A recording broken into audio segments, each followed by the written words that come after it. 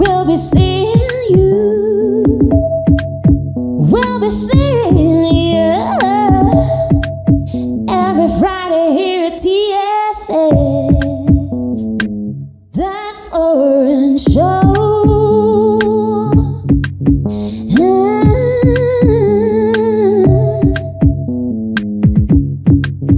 We'll be seeing you on that foreign show. We'll be seeing you. We'll be seeing you every Friday here at TFS. That foreign show.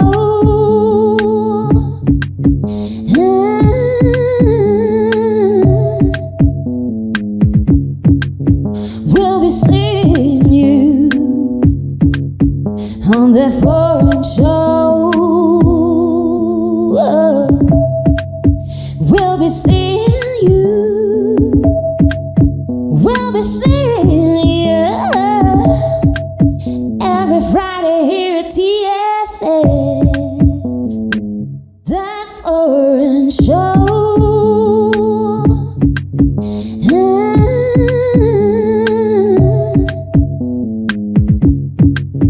We'll be seeing you on that foreign show. We'll be seeing you. We'll be seeing you every Friday here at TFS. That foreign show.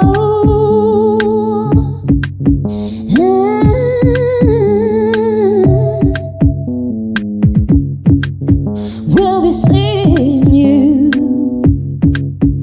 on that foreign show.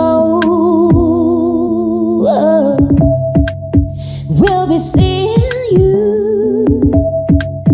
We'll be seeing you every Friday here at TFS. That foreign show.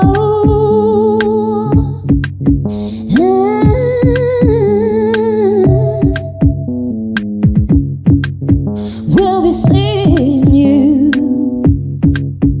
on that foreign show. We'll be seeing you. We'll be seeing you every Friday here at TFS. That foreign show.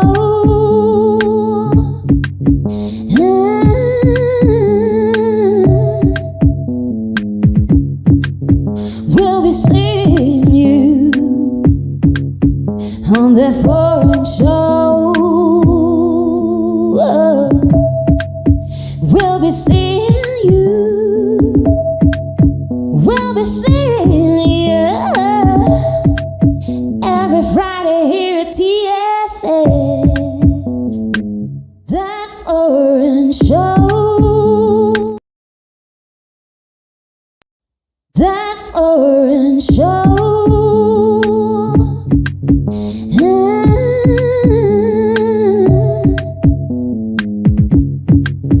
We'll be seeing you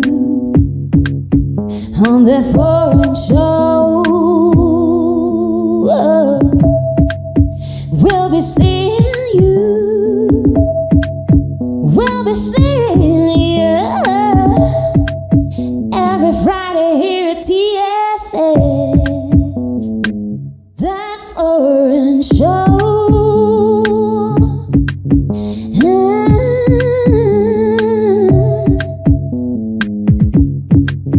We'll be seeing you on that foreign show. We'll be seeing you. We'll be seeing you every Friday here at TFS. That foreign show.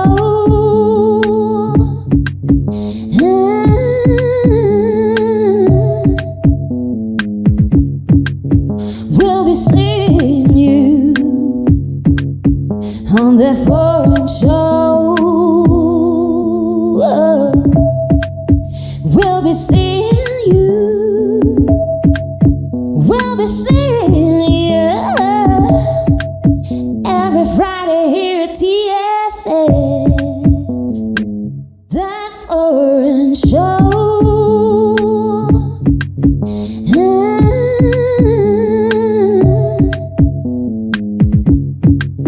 We'll be seeing you on that foreign show. We'll be seeing you. We'll be seeing you every Friday here at TFS. That foreign show.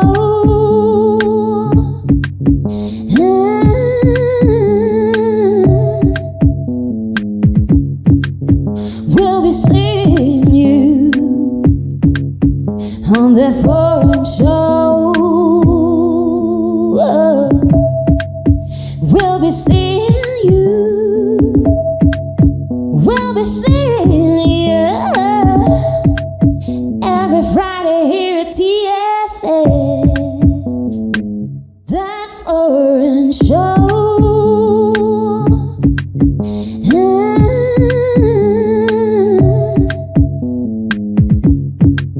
We'll be seeing you on that foreign show. We'll be seeing you. We'll be seeing you every Friday here at TFS. That foreign show.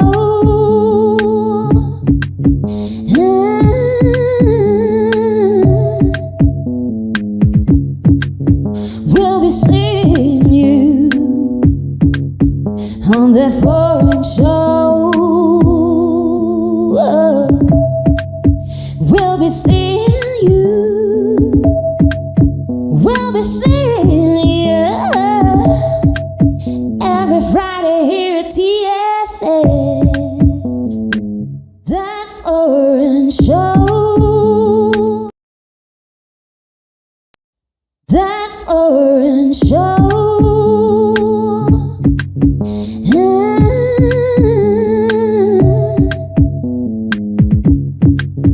We'll be seeing you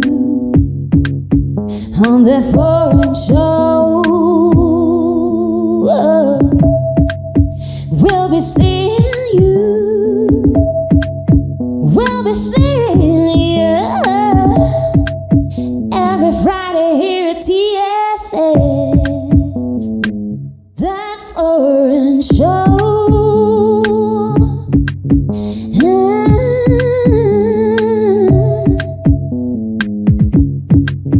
We'll be seeing you on that foreign show. We'll be seeing you. We'll be seeing you every Friday here at TFS. That foreign show.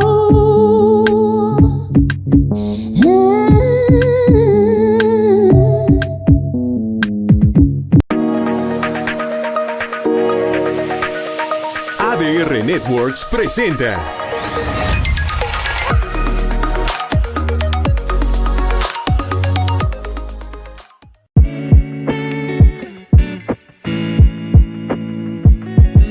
Las opiniones expresadas en este programa son responsabilidad exclusiva de quienes las emiten y no representan necesariamente el pensamiento o alguna posición oficial de este medio de comunicación.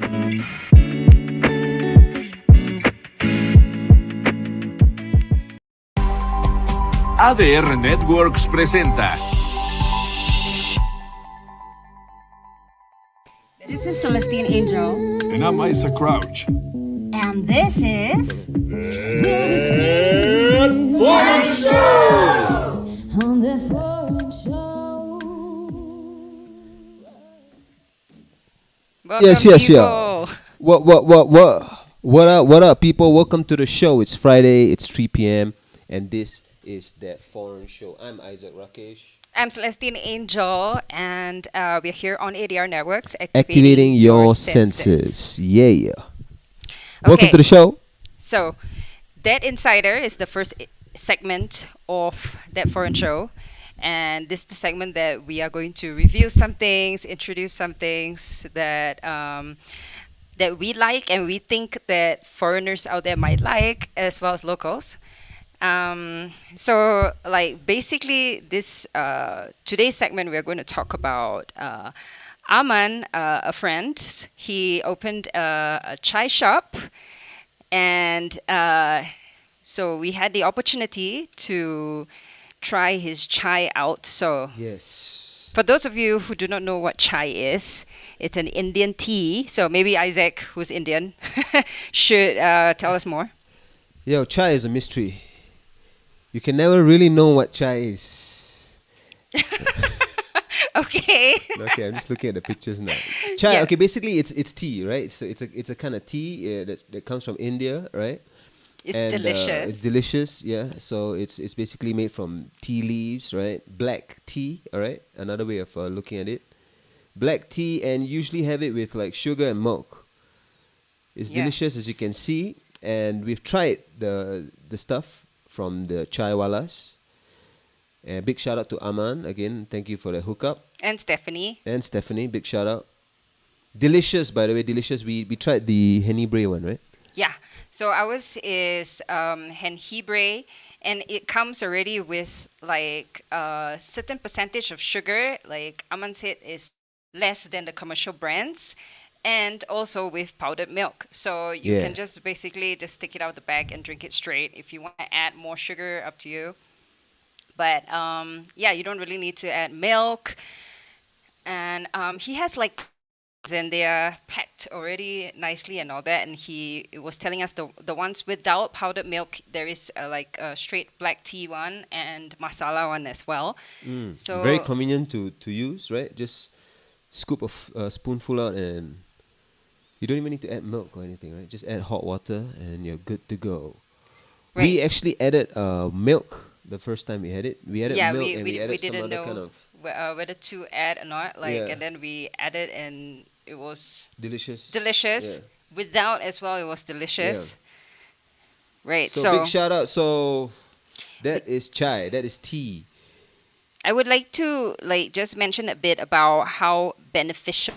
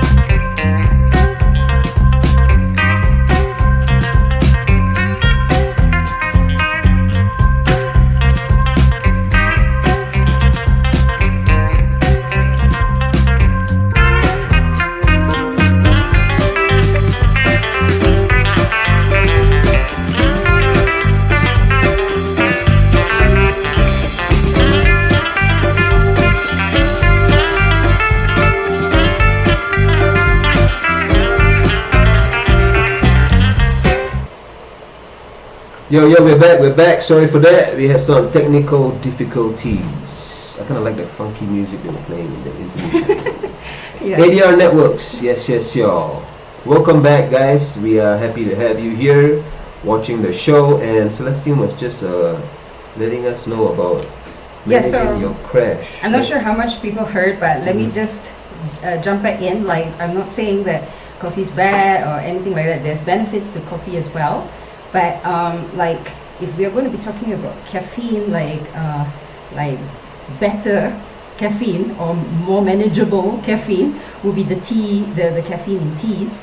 So like green teas, chai, teas, and like we are really fans of chai. Like we love chai. We have passion for chai. Yeah, there's a whole cultural thing with Indians, Asians in general, having chai and Yeah, and the Isaac English, yeah. does drink it like, or he did drink it like every day back in Singapore. Here he has not. So pretty regularly. knowing Yeah, that's right. Aman and this new chai shop is going to make like is going to make a difference because he's going to be getting his regular chai now. My regular Yeah. dose, yes, for sure, for sure.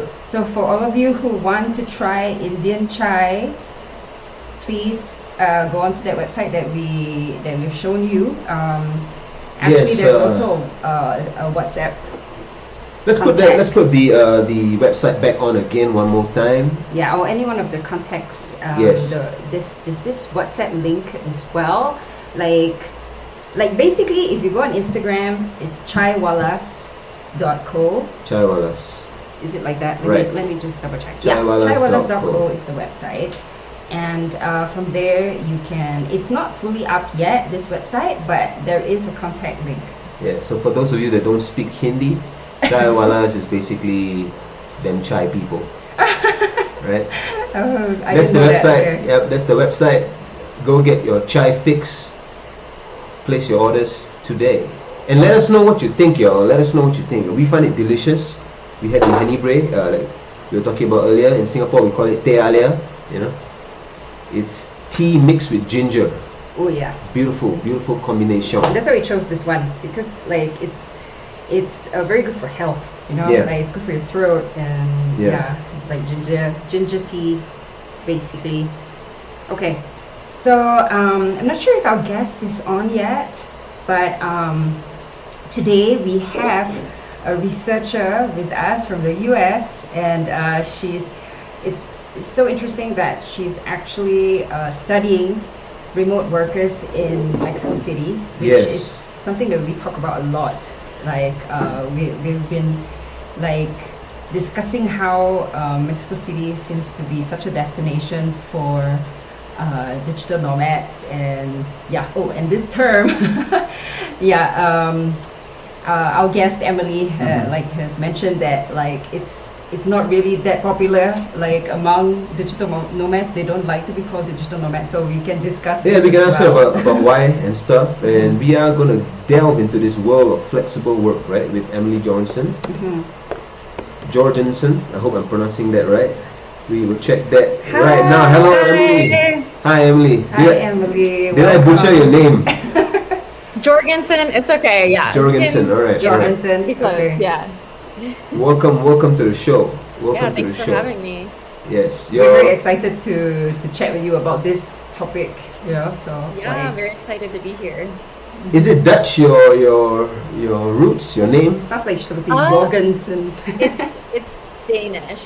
So Danish, Yeah, right. Northern Okay, European. I okay. think the original pronunciation is like Jarnsen, Oh, but the Americanized version is Jorgensen. Jorgensen. Yeah. Yes. Mm. Right. Okay. Cool. So, like a little bit of background. How long have you been here? And yeah, and why do you decide to come to Mexico to study this topic in the first place? Totally, yeah. This time around, I've been here for about a year. I actually got here in late August of 2023, but was not the first time I have been to Mexico City. Yeah, how I developed this project was a bit by accident. I don't know how far back to go, but I used to live in Indonesia. I went back to the US. I did a master's of Southeast Asian Studies, and my master's project was focused on queer politics in Indonesia. So when I applied for my PhD, this was like in between my master's and PhD year. I kind of took a gap year and ended up traveling around Latin America and came into my PhD program thinking I was going to do an anthropology project back in Indonesia. But I came to Mexico City in February 2020, so a few weeks before lockdown here and before the global lockdown. Wow. Okay. Yeah, wasn't in my plans originally, but met so many people when I was traveling through Latin America that were like, Mexico's the best, like you need to go. Having loading. I don't know if you can hear. I don't know if there's technical difficulty. Can you hear me?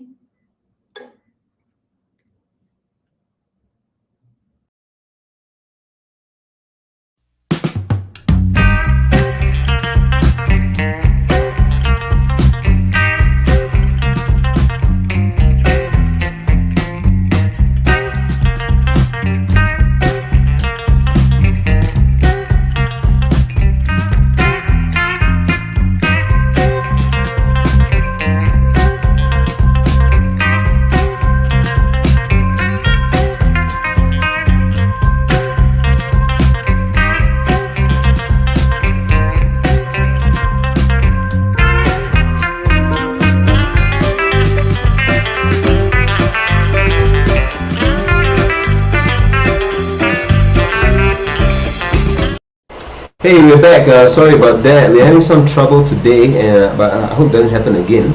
Okay. Please continue. Yeah, please jump back in. So you were telling us about firstly, actually, that really interesting. You're saying you did your masters in about about politics in Indonesia, right? And then you actually ended up in this part of the world. And yeah, so what happened after that? Yeah, so I was here about a month before global lockdown, and was planning to maybe spend a month or two in Mexico City and travel around Mexico for a few months with a friend of mine. Obviously the pandemic happened, lockdowns happened, and a friend and I were like, we don't really have much to go back to right now, let's see if we can wait it out. So we ended up doing quarantine for about 6 months in Mexico City. I returned to the US summer 2020. During the end of that year, started my PhD thinking I was still going to do a totally different project in Indonesia. And I think just like watching the pandemic unfold, the shift to remote work, also loving Mexico City, I was like, it's very practical to be based here, especially if you have connections to the US. So for a lot of reasons, watching, I think, everything unfold in real time, I was like, I would love to do a project in Mexico City now, be closer. I don't know what the future of the pandemic is going to be like. And so that's how I got interested in remote work, was just watching through 2020, 2021. Obviously most folks working remotely, and then a lot of people coming to Mexico during that time and then staying. Yeah, we saw the whole thing, like the whole climate change. I mean, obviously the lockdown, and also how that kind of affected people's behavior, and like how they got together and stuff like that, right? How they actually, like for us, like being entertainers, we were really looking at it from the entertainment perspective. Everything was shut down, but then when things opened again, it's like clubs and everything, more stuff started like new things sprouted, exactly. Can you tell us a bit about your interest in anthropology and specifically about Mexico City? Like, what made you want to study this or turn this into a thing? Yeah, like how I got interested in anthropology. Yeah. Master's program with the culture politics project I was doing. A lot of the research that I was doing was very much anthropology focused, so a lot of anthropologists had already done similar research. That was just the thing that I gravitated towards. I think anthropology, the one among the social science disciplines, it's a very qualitative discipline, not collecting numerical data. You're really you're integrating the big thing for anthropology, or the method that anthropologists are known for, are participant observation. So you're participating in a community, you're trying to understand, you're observing, you're in the community itself, and you're just learning by living it. Okay.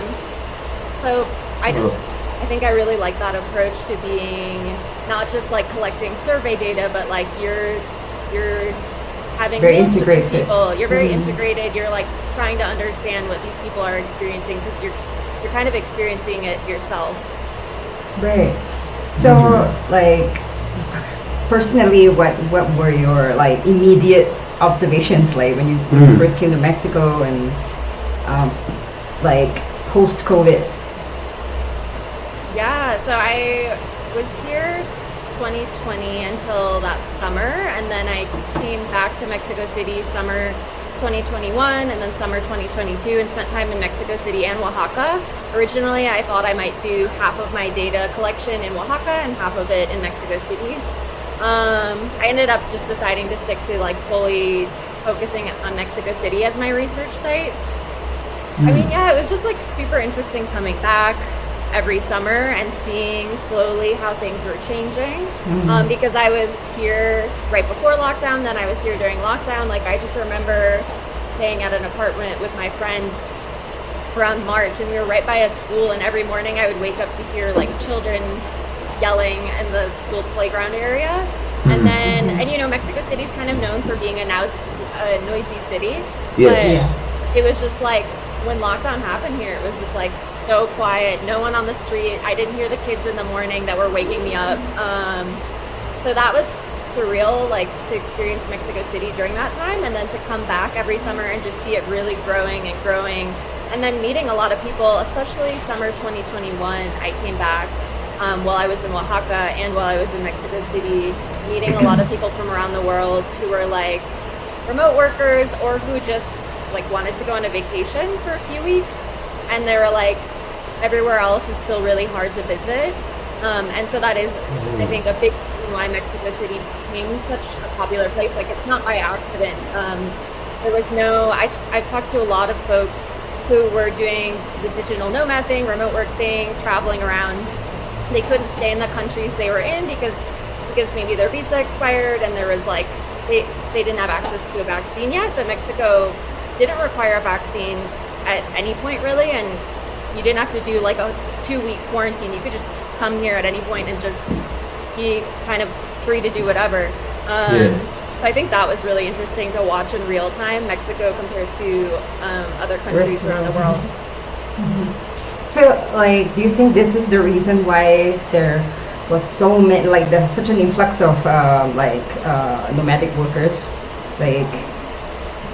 Because we were here and we definitely noticed that the social climate completely changed. There's a lot of international folks that came through. Like before that, like, you know, the difference was like before that it was huge. just salsa everywhere, and then afterwards, you know, there was more urban music. It was more an international sound as well. I mean, because we're musicians, so we observe these things. And different kind of communities also, you know, like. Sprouting after that. Yeah, and a lot more Americans also. Let me ask you this, Emily. So, we wanted to ask you this actually earlier about the term remote workers, or why, or the people that you studied. What is the nomads. Digital nomads? So, what is the gripe? You know, like, Totally. Yeah. So when I designed my research project and when I was like applying for grants, I was using the term digital nomad a lot. I mean, it's just obviously a very commonly used term, and it does, it has very particular suggestions about like this person is flexible to like work wherever essentially and to do remote work. But yeah, in terms of like when I've actually been going to events and talking to people, when I've been doing my interviews with different remote workers, a lot of people either like are like, no, I don't identify at all with that term, or they're like, ugh, I don't like that term, but sure, you can call me that. Like, and I think it's for a variety of reasons. I think for people who don't specifically identify as that, part of it is just, I think, some of the branding or like the stereotypes around digital nomads. I think that like maybe they're not invested in the communities that they're spending time in, like they're just passing through. There's not that commitment to build networks. I think there's also kind of a negative stereotype around like geo arbitrage and like using it for financial gain, like going to countries and exploiting that maybe you're making euros or pounds or dollars and you're able to live very like luxuriously. And so I think there's some of that like lifestyle branding too, that identity that gets attached to it, where people are like, I don't really identify with that. I think in some cases too, people are like, I'm just not nomadic enough. But I think what's funny is that like some people who've stayed here longer are like, yeah, sure, you can call me a nomad. And people who've only been here for a few months or like spent half the year here and half the year somewhere else, they're like, I'm not a digital nomad. So it's funny because some people are like, I'm not nomadic enough, but there are people who've lived here longer that are like, sure, fine, you can call me that, I guess. And so, yeah, I think those are some of the associations. I think for those who do identify or say like, sure, I don't love the term, but you can call me that. Again, for the like stereotype reason, they're like, it feels cringy or bougie, or like there's like that socioeconomic lifestyle aspect that they're like, I don't love that, I don't identify with that. But I do think that they'll be like, yeah, you can call me that because I do work remotely or digitally, and I have the flexibility from the work that they do and also the passport they have, that they can pretty much work wherever. Yeah. I think that that's what I'm seeing when I'm talking to people about the term digital nomad versus remote worker. Digital nomad is much more of like this holistic lifestyle sort of branding, and remote worker is much more general of like, I do remote work. So one thing I hear a lot in the interviews, it's a term that hasn't been used as much. I think it's an emerging term, is the term flexible work. A lot of people talk to me about the importance of flexibility. So the importance of like being able to work the days that they want, at the time they want, kind of really getting to structure how they work and where they work and on like what terms. And so that's a huge thing that comes up in interviews, is people are like, I love Mexico City and I love that I get to be here. I love the flexibility of my work that allows me to be here. And yes, if I want to go to Puerto Escondido for a long weekend or for a week, I can do that. But it's that flexibility thing is a big part of what people talk about. Yeah. So I guess the main stigma with digital nomad will be like, there's a whole thing with gentrification, and you know, like it's been the term is so marketed and packaged already. Like flexible worker sounds like focused to the point, like just like somebody who's able to be flexible with their time. And yeah, I like that term. Yeah, we'll do our best to promote that term, flexible worker. And I mean, it's you touched on a few interesting points. We kind of guess like that's what people are turned off about, you know, with that. But you know, there's some. I mean, like, because we've had quite a few flexible workers on the program, you know. Have they called themselves digital nomads? Yeah, some do. They're okay with it most of the time. Yeah, they don't. Yeah. And but my point is that most of them, in fact, a vast majority of them are actually contributing to the community.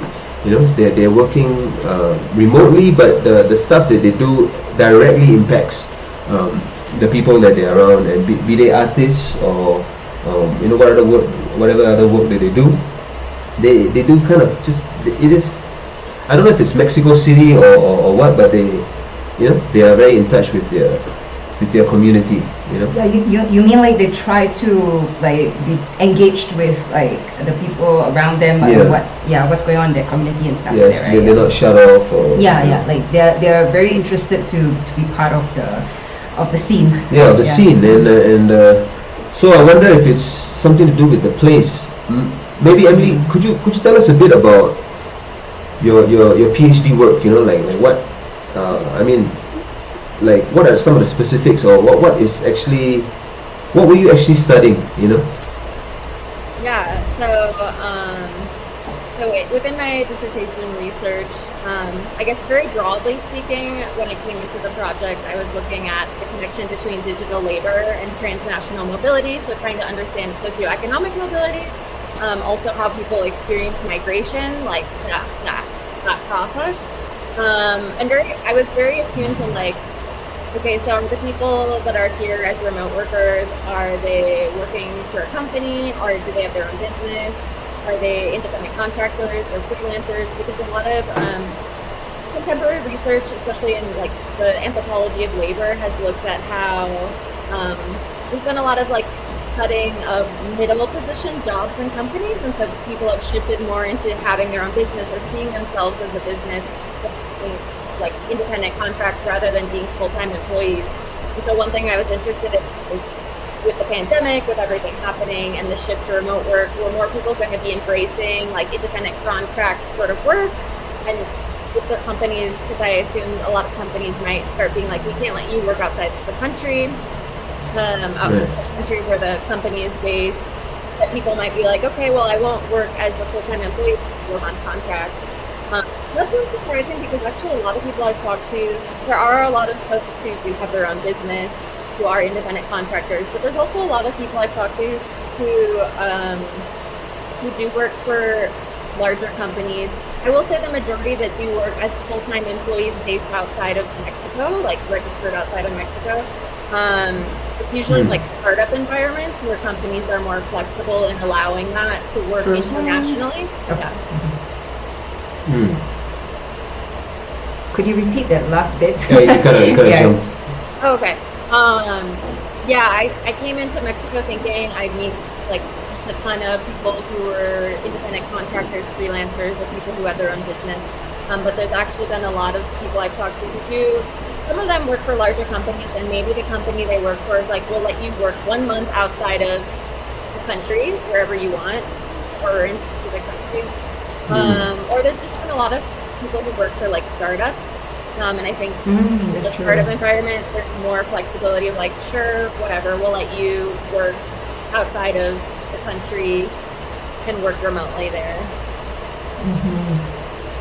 So, like, basically the main thing that you wanted to uncover through your research was why people are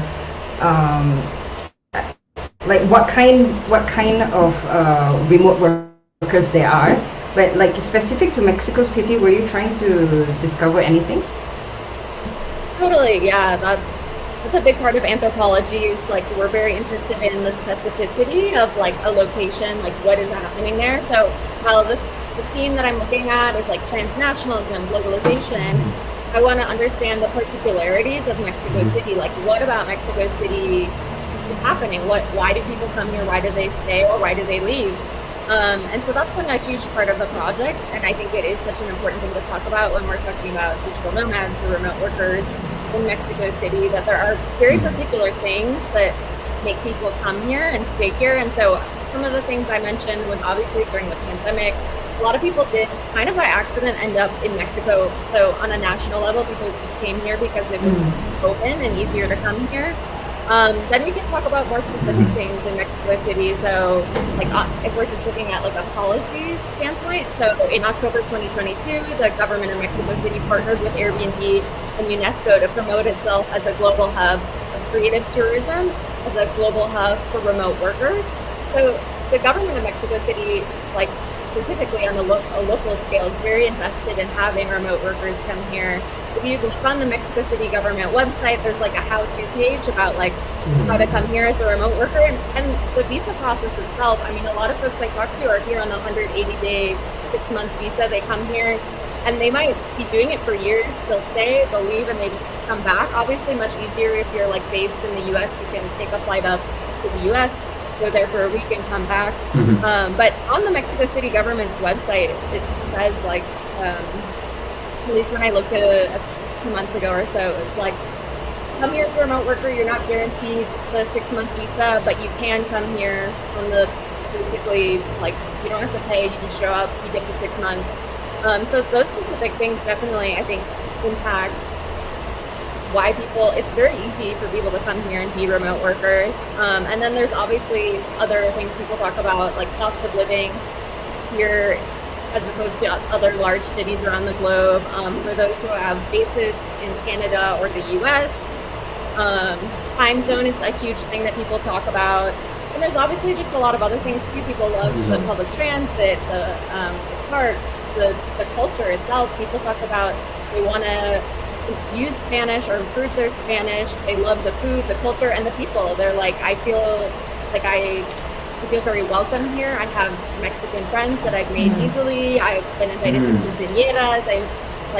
There's that culture aspect too. So like infrastructure, culture, and policy, all those things definitely contribute to the popularity of Mexico City as a remote worker hub. Right. And like one of the things that we really like to talk about on our show is like how living here as like a foreigner, like how has it benefited your life? How do you feel you have grown? So like you've been here a while, and what are your thoughts? Yeah, totally. I mean, obviously I switched my project in part because I love Mexico City too. Like it's funny because a lot of people I talk to either during interviews or just at events, it's kind of like how people talk about meeting their fiance. Like people will talk about coming to Mexico City as this falling in love experience. Of like, I came here for a few days or a few weeks. I wasn't planning to stay, but I just like fell in love with it. And I think one of the reasons, for the same reasons that a lot of folks I've talked to have said, you know, like the public transit, the museums, the food and art scene, like just the culture and just like people in general here are very warm, friendly. I think that has been just like, I've been very grateful to experience that myself. I'm very happy that I feel very fortunate that I do get to be here. I get to meet a lot of people from all walks of life, from all around the world, with working in different industries and hobbies, and it's like always very exciting to meet the diversity of people that are from here, but also who come here and stay here. Yeah, that's definitely been one of the things I just enjoy about being able to be here and do research. Yeah, for us, recurring theme is we're coming from an Asian culture. People, they seem to like the openness, you know, somehow of the Mexican people, the Mexican culture, you know, and it's the warmth, you know, and that one is something that almost everybody talks about that we speak to, right? They talk about how that it's kind of positively impacted the way they look at things. Yeah, and also we have discussed happiness levels, like being in Mexico, and and so in your research, like, have you thought about that as well? Totally, yeah. One of my questions that I usually ask during interviews is about like quality of living they have here, as opposed to either the country they came from or countries they've spent a lot of time in. So that is something I'm very interested in. I definitely, coming into the project, I was like, okay, I think a lot of people come here too because of financial stress in the countries, like if they're they've been living in big cities in other parts of the world, that might be a big part of it. But I've been surprised that that's not been foregrounded as much in the conversations. I do think maybe part of that is like because of the conversations around gentrification, that maybe people are like, I don't want it to seem like I'm exploiting that. But yeah, most people I talk to are like, I feel so much more balanced here. I love the warm energy. People will talk about like immaterial things, like there's just like a different energy. I think they like the intensity of the city, but still, you know, the warmness to it in terms of like how people interact with each other. There's also warmness on like a weather level of like some people do. They're like, the weather's really great. But yeah, the weather's amazing. Huh? The weather's amazing. Yeah. I'm not a huge fan of the rainy season, but we obviously need the rain. But yeah, weather's a big one. Public transit is one that comes up a lot that I wasn't maybe expecting as much, but a lot of people are like, I like that I can walk places. I love the EcoBC. I love that I can take the Metrobus or the Metro. That one is a bit of a surprise to me also. I mean, the walking around is cool, the EcoBC is great, and the Metro bus is cool, but you know, the Metro is it's quite an experience. The Metro, that one is that one is a different. So you've had good experiences like taking public transport here, like everything's been good. It definitely, I've learned to like kind of hack the time that I like to understand when to take it and when to not take it, like which direction you're going in, what time it is. So there's like certain times I'm like, I am not getting on the Metrobus. Like I know I'm gonna be like up against the glass.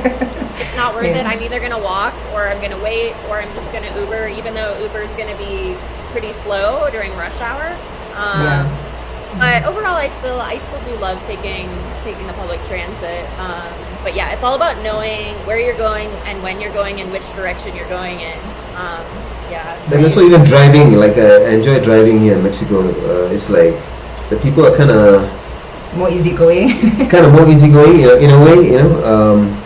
Crazy also, like everywhere, you know, like everywhere in the world. Honking a lot. But they're not so you know, like they're not so fussy. So which part of the US are you from? I'm originally from Wisconsin. I grew up in Milwaukee and then did my bachelor's and a master's in the capital of Wisconsin, Madison. But yeah, have spent the past few years based out of Southern California, Irvine, Los Angeles, Yeah, so for me, compared to Los Angeles and to Irvine in California, I'm like, oh my God, the public transit here is amazing. People Yeah. actually walk Right. here. Mm. Like, I feel it feels way safer than like taking the subway in LA. A lot of people don't even know there is a subway in LA. But a lot of, like, most people I know who love public transit are like, I'm not going to take the subway in LA.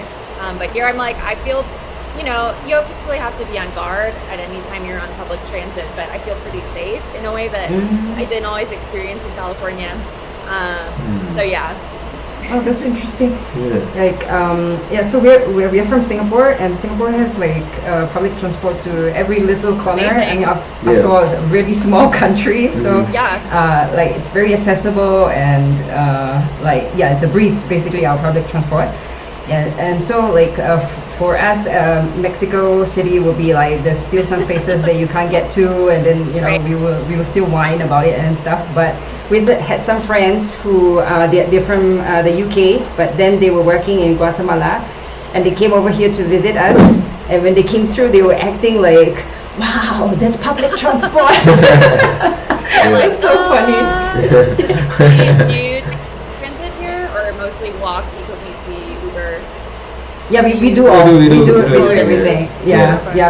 But like the metro, like sometimes like I think this was before COVID. I don't know, but sometimes I find it a little dangerous. Like The metro is wild as well. Yeah, it can get crazy.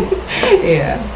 So And, but I was just gonna say, coming from Singapore where everything is so perfect in that sense, we still kind of love it here. Like there's still a lot of things that kind of almost like the imperfections the imperfection is the crazy is what is drawing us as well. Yeah. I'm sure you love the weather here more compared to Singapore, because Yes. obviously it's very hot and very humid there. Yes. Yeah, but like now I love it. You don't need AC, and it's so comfortable. But like before, when I first arrived, I found it cold. I was like freezing. I didn't know how to dress because Singapore is just hot all year round. You lived in Indonesia, you know what the weather is. Yeah. Yes.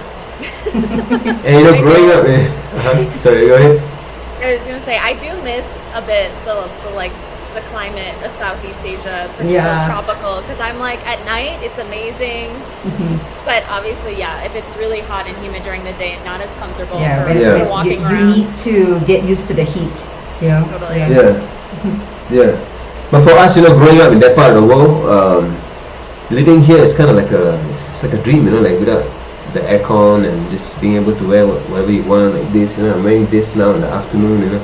It's crazy. In Singapore, you wouldn't even think to do that, right? Yeah. So we get to layer over here and be dressy, and Singapore is just like flip flops and shorts and. But then on the other hand, like what you said, we kind of miss. There's a lot I miss about Singapore. The rain, for example, I really miss the rain, and that warm climate also. Like I miss it also. Just being bare bodied and just slippers. And, it's so interesting that you were like now part of the world, and then now you're here, so you know what our mindset is kind of like.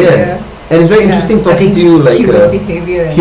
Yeah, I mean, like being an anthropologist, obviously you're interested in human behavior, right? And as artists, we're also constantly studying human behavior, So it's like we always looking to see how we can improve ourselves, like kind of be better persons, and kind of be to mature and to get rid of all the unwanted habits, I guess you would say, right? Unwanted, the things that are kind of stopping us from evolving, I guess. Right. Like I was reading something like they was saying that we never really grow up, but when we do become adults is when we claim the entire world, the situation, the environment and everything as like our responsibility. And I really like that.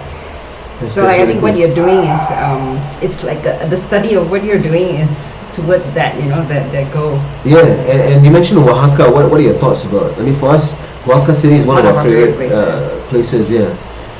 What do you feel? Yeah, Oaxaca. I mean, Oaxaca is beautiful.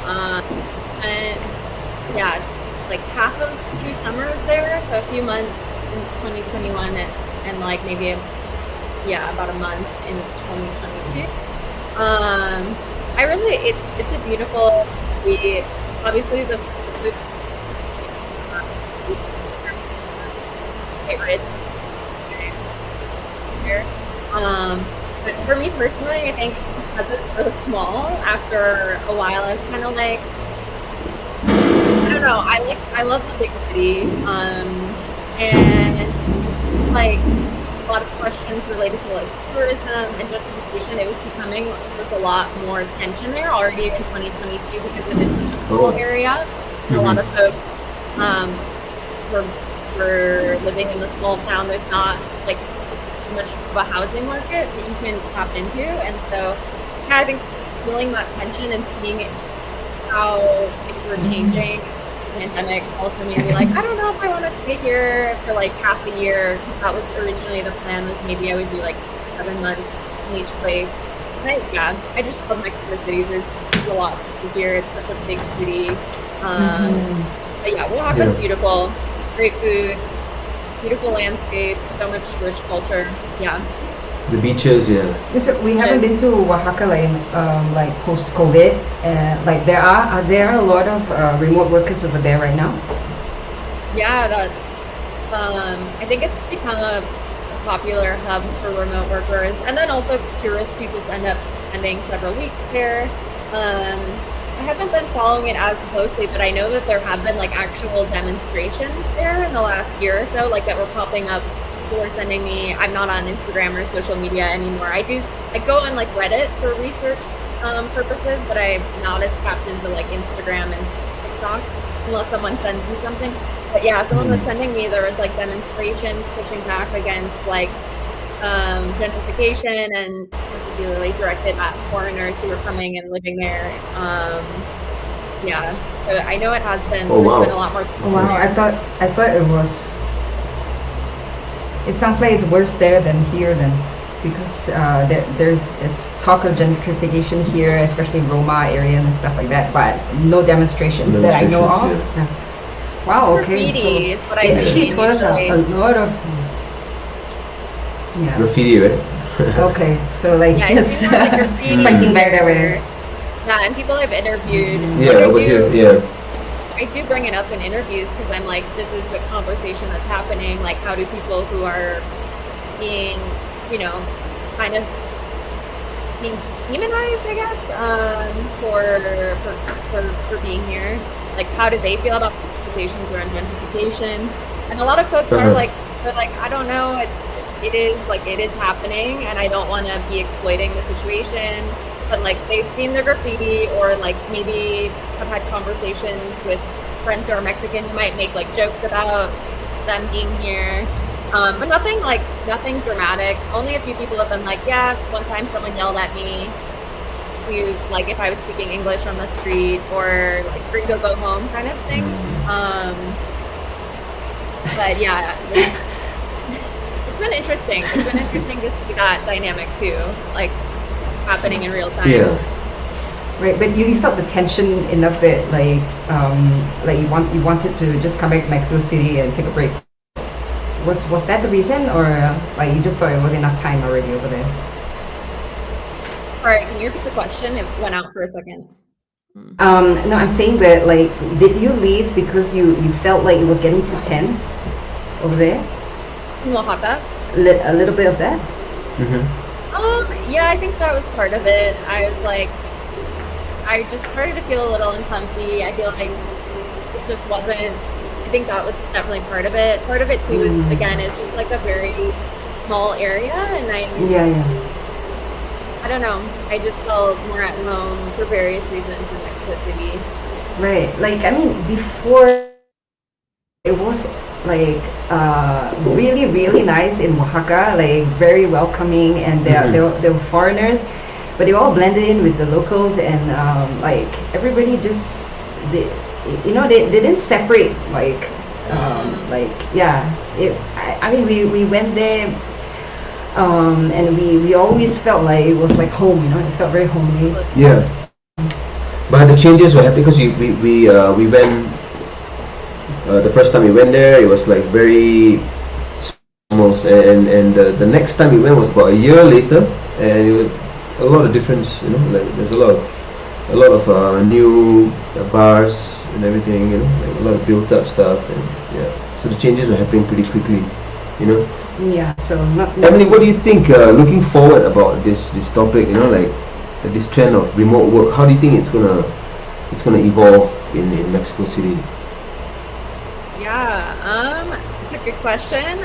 I definitely can't predict what's gonna happen. I think it'll be interesting to see if there is gonna be more pushback and if the government, what that relationship is gonna be with the phenomenon of what's happening.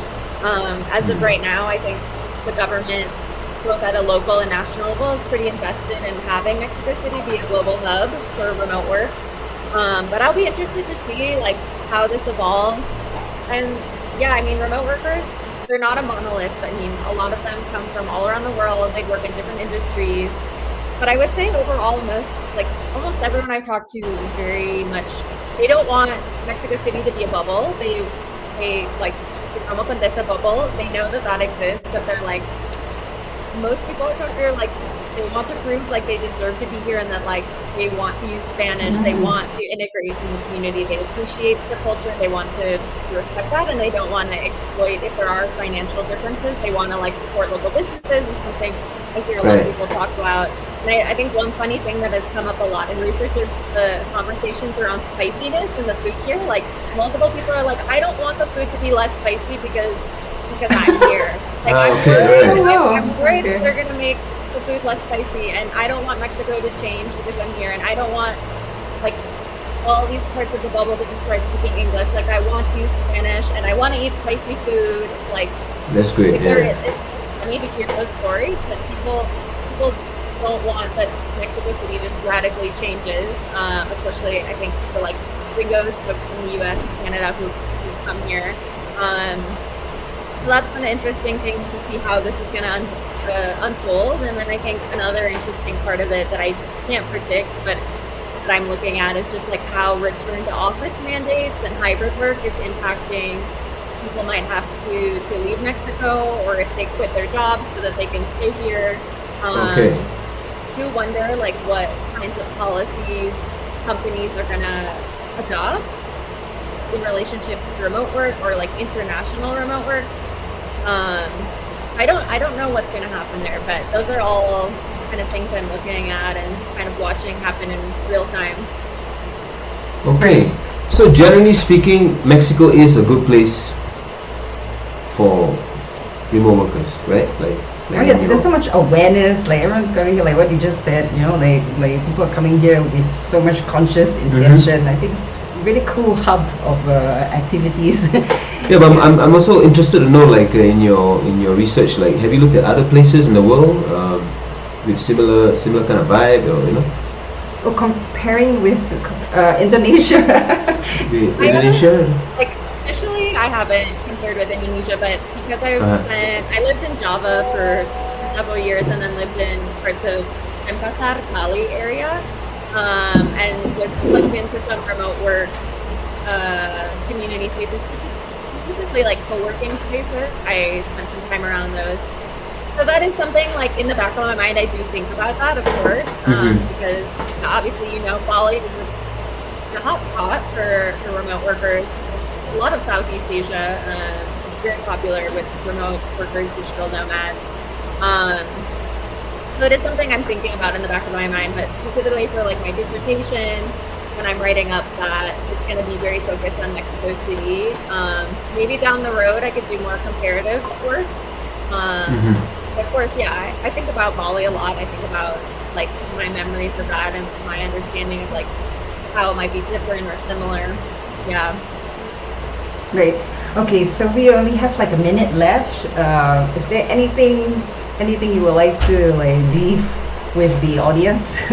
Yes, please, some closing words. And it's been a really very interesting talk with you, Emily. And yes, why don't you give us some words? Oh, I don't know. That's closing words. Like interesting, something interesting. That usually at this point we get the guests to kind of give some advice to, you know, in this case I would say, what advice would you have for someone who's considering, or maybe someone like who's here and want to make a good experience? What being type of here, good experience meaningful experience. Yeah. I mean, I think a big part of, if you're new here, is just going to meetups. That's how I've met a lot of people. It's been such a huge part of like networking here, is going through the meetup app.